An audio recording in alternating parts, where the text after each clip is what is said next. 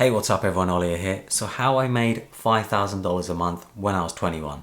This isn't passive income or anything, this is actual proper money that I made when I was 21, how I did it, how I got there, the sort of effort that I needed to get to that sort of level, you could say. Before I get into this video, please subscribe to my email newsletter. I'll leave a link to it down in the description. I share all sorts of stuff there, stuff that doesn't really make sense in a video. I share interesting stories, links, and sort of freebies and all sorts of other stuff. So make sure to check it out. I'll leave a link to it down in the description. So when I was 17, 18, I was studying business and accounting at college, mainly because I thought that's what I was going to do.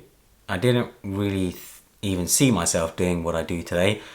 I just thought, hey, I can have a safe career doing accounting. So that's what I did at college. But whilst at college, I was always messing around with computers. I always liked gadgets and computers and stuff like that. I remember as well, I had a HTC Desire Android phone at the time, and I was really into customizing that phone, just messing around with it, and sort of just sharing anything that I had done with it. So at the time, I started a blog, theultralinks.com. Long-time followers will be familiar and know what I'm talking about. And I would basically share anything that I found interesting, links to cool products, links to cool wallpapers and whatever else. And of course, share sort of any customizations I made to my Android phone at the time. Just very nerdy and geeky stuff, but it's what I enjoyed, it's what I liked doing. Whilst running that blog and customizing my Android phone, I realized that I like design. I enjoyed designing, I enjoyed messing around with interfaces. I enjoyed tweaking the design of my blog, changing the colors, changing the fonts, changing typography, the layouts, all that sort of stuff. I really enjoyed doing all that sort of stuff. And then I also realized, if I enjoy doing this sort of stuff, where else can I find this sort of stuff? Where else can I share what I enjoy? So I ended up coming across a website called Dribbble.com.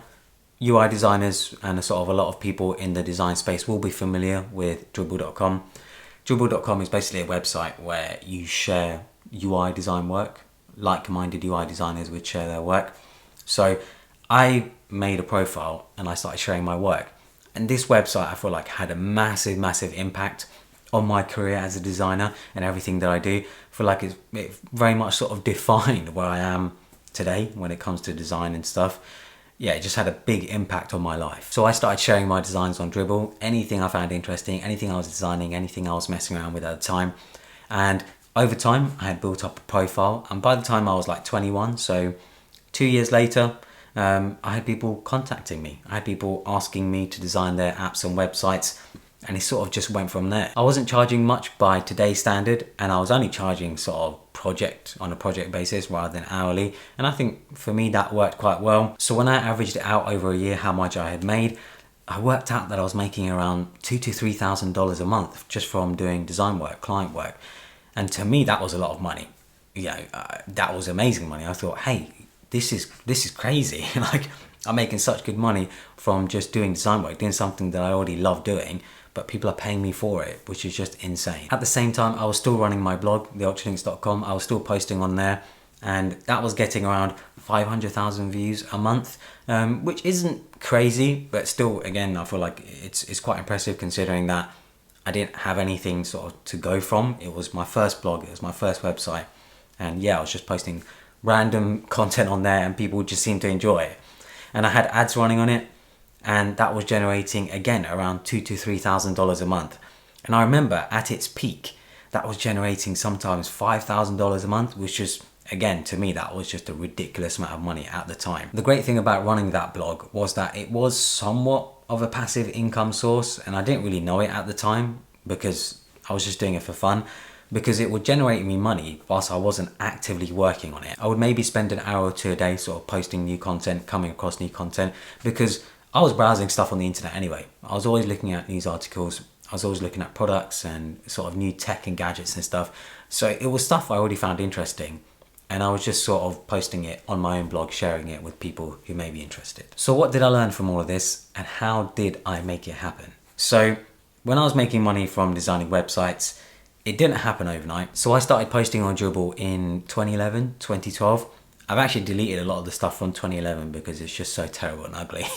But I'd say it took me around 2-3 years for me to sort of build up my profile, to get clients getting in touch with me regularly to design their websites and stuff. Like I said, it just didn't happen overnight.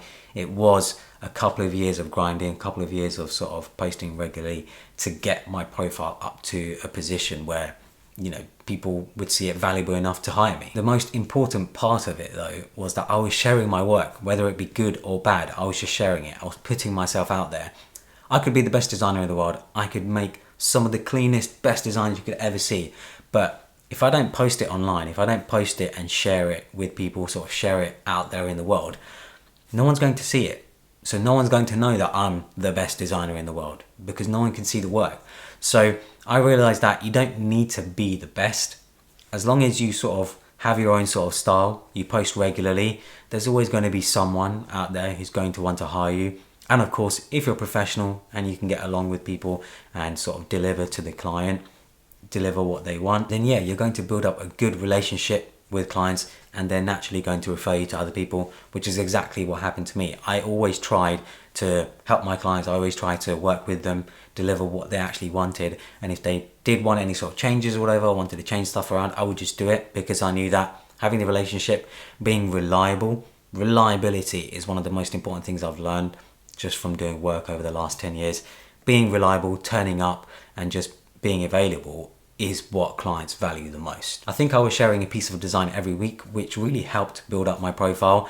And over time, as that profile built, I ended up becoming one of the top designers in the UK. And because designers at the time, definitely at that time, it wasn't a very common thing to be like a UI designer, you could say. I feel like the market was very limited. Even now, I think it still is, because there's lots of designers, but it doesn't mean they're good. And a lot of the top designers in the UK were already taken, whether they be working for other clients, whether they be working for other agencies, or whether they had full-time jobs at other companies. So there was always quite a bit of demand, and I feel like there still is demand for UI and UX designers. At the same time, when I was posting on my Dribbble profile, a lot of the work that I was posting was just made up stuff that I was just experimenting with, layouts and styles that I was experimenting with. I was literally just posting made up stuff. Nothing wrong with that, but the idea of sort of faking it till you make it definitely worked for me there and then, because I was just posting stuff that didn't exist, but clients liked it. They liked that sort of style and they wanted to use that style in their websites, in their apps. So yeah, I literally did fake it till I make it. So yeah, it's just funny when I look back on it now. My blog, theultralinks.com, was also a slow grind. I started posting on it way back in 2010, end of 2010, and it wasn't until 2014 where it started generating proper income, over $2,000 a month. 4 years of regularly posting content to it, mainly because I loved it. I just, like I said earlier, I just loved posting on it. I loved sharing stuff. I loved sharing my opinion, sharing reviews and things like that. I just genuinely enjoyed sharing content.